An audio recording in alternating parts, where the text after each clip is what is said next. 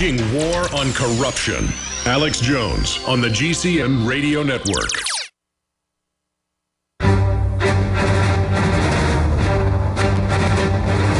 Big Brother, mainstream media, government cover-ups. You want answers? Well, so does he. He's Alex Jones on the GCN Radio Network. And now, live from Austin, Texas, Alex Jones.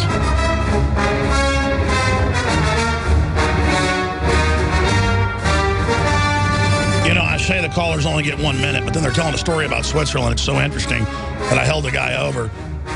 We're talking to Ben in Missouri, and we're going to go to Johnny, Jason, Justin, many others. But, yeah, so they've got different cliques that are part of the parades in Switzerland. I've read about that. Never been to Switzerland. I want to go. And we've sent reporters there before. The footage is so beautiful. It's like something out of a Wonderland Disney movie or something. You were getting up to the fact that they were having a parade. Your parents work in Switzerland. Basil, go ahead. And so they, one of the main themes to the parade this year, that I think my dad said that there were over 25 floats that touched on the NSA spying. And I'm going to email it to you.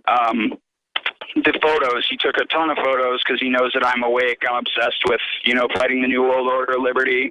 I'm a total extremist. And one of them in particular was Yes, We Scan. There is a lot of good fun being poked at the NSA spying. So I'm going to send those over. But it's encouraging to me that people in Europe and Switzerland worldwide are understanding what's going on, and it really gives me a lot of hope that my kids will be able to live in a world without terrorism. We'll do this exactly. Write a description, send it to showtips@infowars.com. We'll get it up. And absolutely, so the Swiss. I'm not going to get into their whole story and how they started when the Austrians were oppressing them, and then there was an uprising and they killed a bunch of the Austrian troops. And it's all about the Austrians coming to take their crossbows. So America got its ideas from Swiss, the British, and the Dutch, who had armed the citizen movements. And so their fight just came over here. And Switzerland, we had the police by the third day covering it in Switzerland, my reporters, joining us in like torchlit processions like out of a Frankenstein movie. Okay, because we had members of their federal government showing up saying, "Get out, David Rockefeller." I mean, they get it. They don't want to be slaves. That's why they're rolling in piles of cash and the highest standard of living worldwide. And just are so rich they can't help themselves because they didn't join the New World Order bankers. We did. We're screwed. Well, thank you, Ben. Let's talk to Johnny in Florida. Johnny, you're on the air. Go ahead. Thanks for waking me up, Alex. I've been listening every day for the past 3 years, and I try to spread the word as much as possible. I just want to point out, as all these situations have become prevalent, whether it's Libya, Syria, Ukraine, and now this beef with Russia, the masses are waking up to the New World Order and this global technocracy. And it's captured the federal government, and I think it's just rendering itself illegitimate. My question to you is it only cognitive dissonance and the psychological warfare we've been under, or is there something greater that's holding humanity back, and what's it going to take for us to finally be fed up with all the garbage that's going on in this world? Thanks. That's all I got. God bless you. Great question. I think you probably know the answer. It's a lot of things. There's chemicals in the food and water and the television. We become spectators, and the government at the low level isn't bad people on average. So how do we get mad at them? We need to get the point out that the globalists have gotten control at the top. But what's holding us back is we still got food in our bellies, even though it's poison GMO.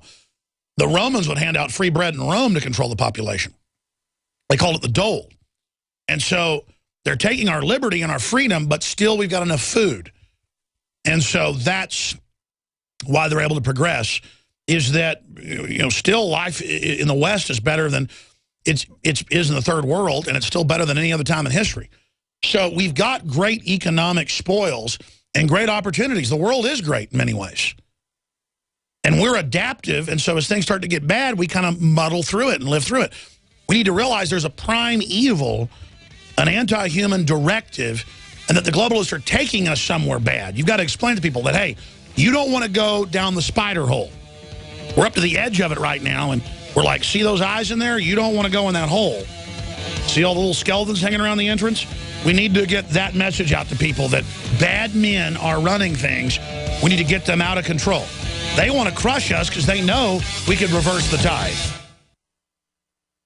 Alex Jones here to tell you about how you can help spread liberty worldwide while also enjoying what I have found to be the best tasting 100% organic coffee on the planet. For more than a decade, my favorite coffee has come from the high mountains of southern Mexico, where the Chiapas farmers grow their unique shade-grown Arabica beans. We have now managed to secure these sought-after beans in a highly customized blend. Discover and try a bag of the Patriot Blend 100% organic coffee at InfoWarsLife.com. This coffee gives you a long, smooth pick-me-up for hours without the headaches and heartburn that so many other coffees give me personally. Hands down, this is my favorite coffee, and it's taken us years to secure connections directly to the Chiapas Mexican farmers. Drop by the site today, order a bag or two, and I don't think you're going to be disappointed. Available in original or with our Immune Support Infusion Blend. You will be supporting a free press, all the while enjoying a truly great-tasting cup of my favorite coffee. Available at InfoWarsLife.com.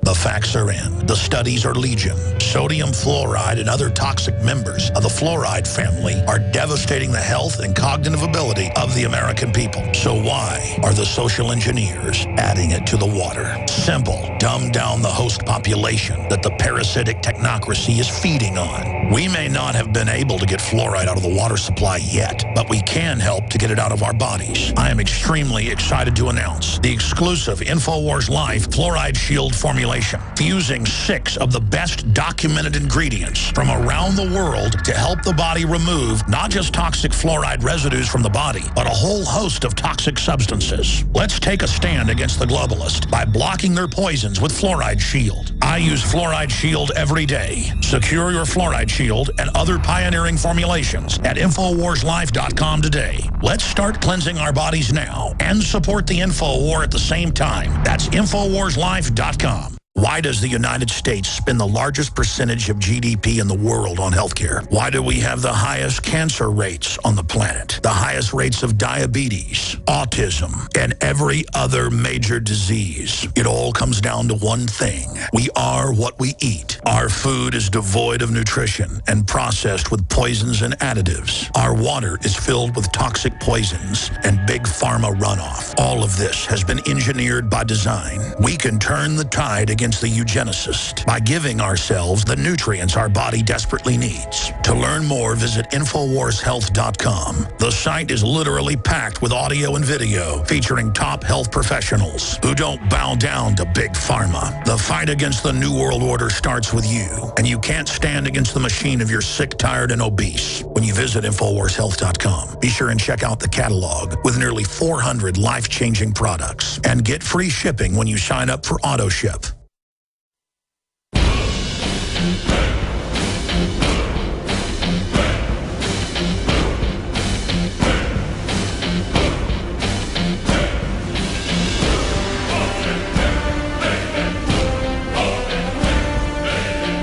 We now take you live to the Central Texas Command Center in the heart of the resistance. It's Alex Jones.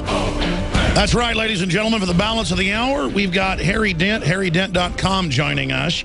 And, of course, he is the founder of Dent Research, an economic forecasting firm that's really has an accurate record, as reported by CNBC and others, that specializes at demographic trends. He's going to be talking about that today, not just here, but Germany and its demographic cliff. And his mission is helping people understand change using exciting new research development from years of hands-on business experience. Mr. Dent offers tools for seeking key economic trends that will affect every aspect of your life. And he was one of the top folks at Bain Capital, obviously tracking those trends to be able to make successful decisions for that company. And he has his MBA from Harvard Business School, worked at Bain & Company as a strategy consultant for Fortune 100 companies. Here's the headline out of CNBC. Get ready for the Dow at 16,000 by 2016, says a pro. And he broke that down with them a few weeks ago, so I wanted to get him on. I really appreciate him coming on HarryDent.com. And he wants to get into 2014, the year of defaults for China, and Germany falls off the demographic cliff, and how that affects us here, and when we hit our baby boomer demographic cliff, and more. Mr. Dent, thanks for coming on. Nice to be here, Alex. Well, break it down for us. Well, first off, I'd like to cover this Dow at 6,000 by 2016 and then get into the demographic cliff.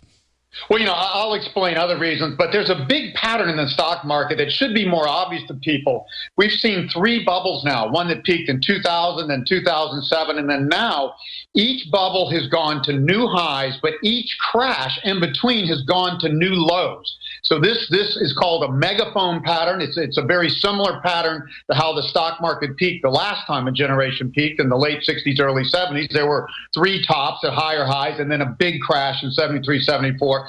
This would project that the Dow is going to hit about 17,000 in the next couple of months, and then it's going to fall in the next couple of years to just below 6,000. So that's a bigger crash than last time. That's like a 65% drop. So this is not something you should listen to your stockbroker and say, oh, just stay the course, stocks will come back. When stocks have peaked with major generational spending peaks like in 1929 and 1968, stocks did not get back to those levels for 24 to 25 years. So we're in, I think, for the largest downturn in our life. It's going to be very much like the 1930s, what I call a big debt detox. So people really need, I actually took a 70% cut in my advance from my publisher to get the Demographic Cliff book out early this year because I think we're close to a top here, and I think people need to make some very hard decisions. I agree. I want to talk about that book again, but expanding on this, you're not the only analyst saying this, and we see governments creeping towards the pension funds, both the public and private, the IRAs, all of it. They're going to, quote, save it, I guess, when the plunge comes by taking it over and taxing it. Seems to be what they're openly saying they're going to do. I don't think a lot of this is hidden, but I'm not hearing a larger discussion of it. Well, people should be worried. Taxes are going to have to go up. The government has promised entitlements it can never, ever, ever pay, especially in a difficult economy that I'm painting and seeing for the next 6 to 10 years. Our population forecasts are much higher than they're going to actually be. Births are falling. Immigration falls in times like this. And this is what happened in the 1930s. So yeah, taxes are going to go up in all different types of ways, and especially more affluent people. If you don't protect your wealth from this bubble burst and protect your wealth from taxes, you're going to be in for a big surprise in the next several years. I want to get more into that and what your book breaks down, the technicals, but specifically, how would you protect your wealth for the average person? Well, here's the thing to understand that we warn people about. This only happens once in a lifetime. It's a bubble boom bursting, a debt bubble bursting. And when that happens, all financial assets go down. And all you have to do is go back and look at the crash in 2008. Stocks went down here and around the world, large cap, small cap, Asia, Europe, emerging countries. Real estate went down. Commodities went down. Gold and silver went down. And everybody was told, well, you can protect yourself with gold and silver, not in a deflationary crash. An inflationary recession or crisis like the 1970s, gold and silver was great. It will not do well in this. So you basically have to take your profits off the table, get safe. You can short the markets if you want, but that takes some guts and that's risky. But if you just get in safe investments, when everything falls, you're going to be able to buy stocks, 20, 30, 40 cents on the dollar. Real estate, 30, 40 cents on the dollar and everything else. So that's the trick. That's what Joseph Kennedy did in the Great Depression. He got out of the stock market at the top. When his shoeshine boy was telling him to buy stock, he said, oh, man, this thing's got to be over. Same thing. I had every cab driver giving me internet tips in late 99. I knew that one was about over. And then he just bought when things were down, and he made a fortune. That's right. And so it's an opportunity for those that are positioned beforehand.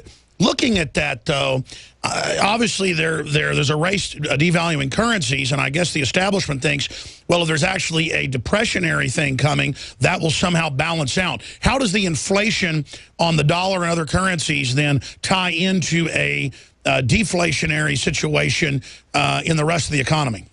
Well, the one thing, Al, deflation is good for the dollar. When we started to deflate and debt started to deleverage in late 2008, the U.S. dollar went up 27%.